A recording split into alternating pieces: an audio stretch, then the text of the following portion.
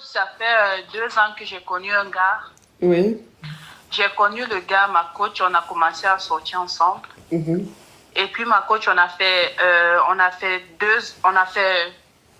1 an de relation. J'ai dit que j'étais enceinte.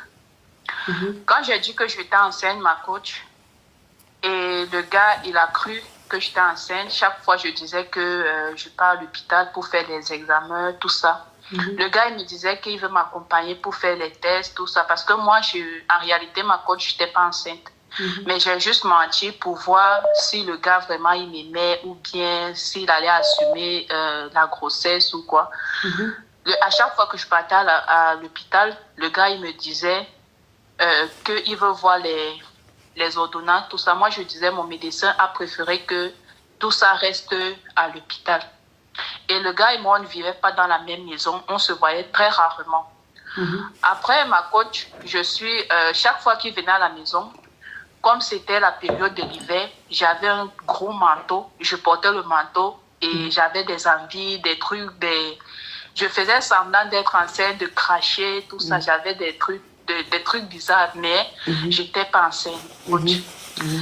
Ma coach, et puis c'est arrivé jusqu'à 4 mois. Je n'ai pas dit au gars que j'étais enceinte. 5-6 mois. Ma coach, le 7e mois, j'ai appelé le gars pour lui dire que, comme tu vois là, il était au travail, le mec, il était au travail. J'ai appelé le gars pour dire que, comme tu vois là, je ne suis pas réellement enceinte. Ma coach, il a eu un accident au travail. Le choc, il s'est coupé le bras, ma coach. Donc, la machine, il travaille dans des sociétés où il y a des machines qui sont un peu... Le gars, il s'est coupé le bras pour le choc. Il m'a dit qu'il n'a pas pu supporter.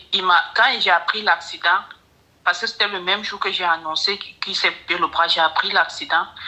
Il a fait 3 mois, il ne m'a pas appelé. J'ai pris son numéro, j'ai donné à ma copine d'appeler, tout ça pour voir. Parce que moi, il m'avait bloqué. Il ne voulait plus entendre parler de moi, tout ça, parce que le message était très fort. Mais moi, je ne connaissais pas comment l'en parler. Il m'a dit que je ne devrais pas l'en parler comme ça. Et moi, je ne savais pas comment faire, ma coach. Et là, maintenant, le mec, il est revenu. Et moi, ma coach, je ne sais pas quoi faire pour essayer je ne sais pas comment faire pour que le mec me pardonne, tout ça, ma coach. Je ne sais pas quoi faire. Je ne sais pas quel conseil vous pouvez me donner, ma coach. Attends. Ben, qu'est-ce qui t'a pris pour lui dire que tu es enceinte? Ma coach, ce qui m'a pris, j'ai voulu voir si le mec il était sérieux avec moi ou bien si le mec il était sérieux. Et dans tout ça, ma coach, la manière dont il me traitait lorsque j'ai annoncé la nouvelle, c'était plus doublement que... il me traitait tellement bien. Et dans ça, j'étais trop dans la relation étant... au fait, je ne sais pas quoi dire, ma coach, parce que moi-même, ça m'a un peu choqué, quoi. Parce que, à cause de moi, il a tout perdu. Il a perdu son bras, il a perdu beaucoup de choses. Donc, du coup, ma coach, je suis vraiment culpabilisée, là. Je ne sais pas quoi faire, ma coach. Donc, j'ai menti. Moi, je croyais que j'allais dire la vérité, mais j'ai continué dans ça jusqu'à 7 mois. Donc, Attends, on me demande de récapituler, je vais récapituler. Tu es avec ton petit ami et ton petit ami, un matin comme ça, tu t'es dit, bon, je vais lui dire que je suis enceinte pour voir s'il est sérieux, s'il m'aime vraiment ou pas. Voilà comment tu annonces ta grossesse au gars. Et quand tu as annoncé ta grossesse, le gars, il était tellement content que depuis la grossesse, il est devenu plus gentil, plus attentionné, plus adorable avec toi. Oui, ma coach. Et à chaque fois que tu lui disais que tu partais voir le médecin pour la grossesse et tout, il te demandait l'ordonnance, il te demandait les factures, il te demandait des choses, des comptes rendus, mais tu trouvais toujours des excuses. Non, chérie, le médecin a dit ça, c'est total. Donc le mec, en fait, il a tellement cru que même quand il venait te voir, tu portais les grands manteaux et il ne voyait pas que tu n'étais pas enceinte. Donc, il a cru. Mais moi, ce que je veux savoir, c'est que durant ces 7 mois où tu as dit que tu étais enceinte là, ça veut dire que quand vous vous voyez arrivé à un certain moment, il ne te graissait plus alors. Parce que s'il te graissait, il allait savoir que tu n'es pas enceinte. Oui, ma coach, il demandait souvent de me graisser. Je disais que non, la grossesse, quand moi je suis enceinte, tu risques de me graisser très brutalement. Je risque enfin d'accord. parce que j'avais peur. Ok, je comprends mieux. Donc, ça veut dire que quand tu lui as annoncé la grossesse, le premier mois, le deuxième mois, le troisième mois, vous graissez, puisque ça, à cette période-là, on ne voit pratiquement pas le ventre. Mais à partir des 5 mois, tu as commencé à lui dire que non, comme la grossesse est fragile, il ne faut pas que vous graissez pour ne pas perdre. Pour ne pas perdre le déni. Donc, lui, il a respecté.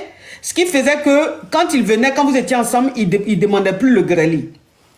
Et 7 mois après ta grossesse, ton chéri, il travaille dans une usine où il y a les appareils, où il y a les trucs, il découpe les choses et tout ça. Donc, 7 mois après, un matin, tu t'es dit, ah, où le mensonge est en train d'aller là, c'est pas bon. Donc, je vais l'appeler pour lui annoncer que je ne suis pas enceinte. Et voilà comment tu appelles le monsieur, tu lui annonces que en réalité, tu n'es pas enceinte. Que tu as fait ça juste pour voir s'il t'aimait, s'il tenait à toi ou pas. Et comme il était au travail, et peut-être qu'il était avec la machine en train de faire quelque chose, le choc a fait que la machine a coupé son bras. Donc, il s'est retrouvé à l'hôpital. Et toi, quand tu as appris ça, tu es parti à l'hôpital. Mais quand tu es parti à l'hôpital, je ne sais pas, mais en tout cas, il a dit qu'il ne voulait plus avoir affaire à toi. Donc, il a bloqué ton téléphone. Il dit qu'il ne veut plus entendre parler de toi. Tu as demandé à ta copine de l'appeler pour lui demander pardon. Il a dit à ta copine, je ne veux plus entendre parler d'elle. Parce que à cause d'elle, j'ai mon bras qui est coupé. Je suis à l'hôpital et je ne veux plus. Je pensais qu'elle était enceinte. J'étais très heureux d'être papa alors qu'elle n'était pas enceinte. Et tu as demandé pardon, mais bon, ça n'a pas marché, il t'a bloqué de partout. Maintenant, il est revenu. C'est-à-dire que maintenant, il veut que vous repreniez. Ma coach, je ne sais pas ce qu'il veut au fait, parce que moi, il dit qu'il n'a jamais aimé une fille comme moi. Il n'a jamais aimé une fille depuis qu'il m'aime tellement. Est-ce qu'on peut reprendre ma coach? J'ai peur au fait, ma coach. Je ne sais pas ce qu'il prépare. Je ne sais pas, ma coach. Je suis venue vers vous pour que vous puissiez me donner un conseil pour que je puisse. Je ne sais pas, ma coach. D'accord. Donc, quelques mois après, ou peut-être même quelques années après, il est revenu vers toi. Il dit que... Comment? Oui, il est revenu après. Oui, je suis en train de récapituler. Après 6 mois, c'est ça? Oui, ma coach. Ok.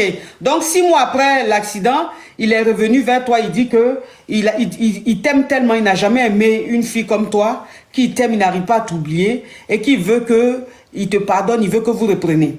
Toi, maintenant, tu as peur. Parce que vu la gravité des choses, où il a été blessé, il a perdu son bras, toi tu as peur, tu ne sais pas s'il est revenu pour se venger ou bien s'il est revenu pour vraiment parce qu'il t'aime. C'est ce qui te fait peur. Oui, ma coach, je ne sais pas pourquoi il est revenu. Ok. Déjà, avant de te donner la réponse, je vais quand même te tirer les oreilles parce que ce que tu as fait là, c'est pas bien. Ce que tu as fait, c'est pas bien. Tu peux mentir à ton gars que tu es enceinte, c'est des choses qui peuvent arriver. Mais quand tu fais ce genre de mensonges-là, à 1 mois, 2 mois, tu dis que oui, le déni est tombé. Que le déni, que oui, un matin, tu t'es réveillé, tes règles sont venues. Ça, c'est des petites choses qu'on fait comme ça, vite fait, et puis ça passe. Mais tu ne peux pas attendre jusqu'à 7 mois. C'est-à-dire que le gars, 7 mois, il s'est dit, dans 2 mois, il va accoucher. En début, si c'était 1 mois, 2 mois, 3 mois que tu lui disais, ça n'allait pas le choquer. Parce que ça, c'est un début, c'est rien, c'est des choses, à cette période-là, on perd facilement, ou bien ça n'évolue pas. Mais 7 mois, c'est un enfant. Il ne faut plus jamais refaire ça. Il y a des choses, on ne joue pas avec. Chacun a sa sensibilité. On n'est pas tous pareils. Le mec, si ça se trouve, il avait vraiment envie d'être papa. Donc, il était très content d'être papa. Il était très content d'avoir un lien avec toi, vu comment il était fou amoureux de toi.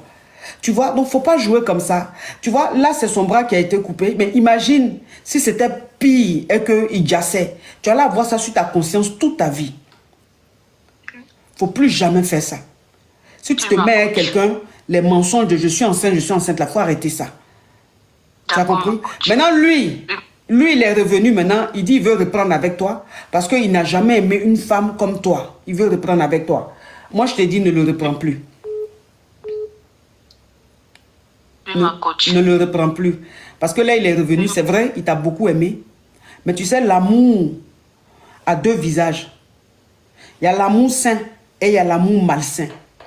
L'amour qu'il avait pour toi, au départ, c'était de l'amour sain. Mais ce que tu lui as fait, l'amour là s'est transformé en amour malsain.